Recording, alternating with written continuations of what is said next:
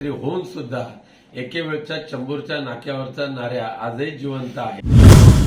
टीका करताना जे शब्द वापरले त्यावर राणेंनी असा इशारा दिलाय उद्धव ठाकरेंना की सिंधुदुर्गात येताय, इथे येऊन फडणवीसांवर बोलून दाखवा, माघारी कसे जाता ते पाहतो.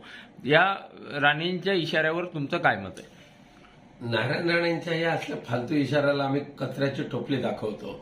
पण एक मात्र नारायण राणेने दाखवून दिलं की अद्यापही म्हणजे मोदींच्या मंत्रिमंडळामध्ये मंत्री होऊन सुद्धा एके वेळच्या चंबूरच्या नाक्यावरचा नाऱ्या आजही जिवंत आहे.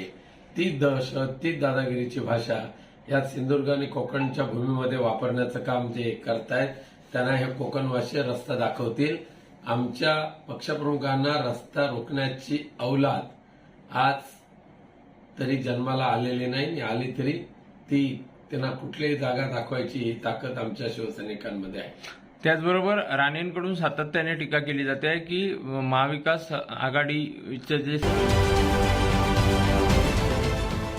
देश विदेशातील प्रत्येक घडामोडींचे लाईव्ह अपडेट मिळवण्यासाठी आता साम टीव्हीच्या सर्व सोशल मीडिया प्लॅटफॉर्मला लाईक, फॉलो आणि सबस्क्राईब करा. तसंच सर्व नोटिफिकेशनसाठी बेल आयकॉन प्रेस करायला विसरू नका.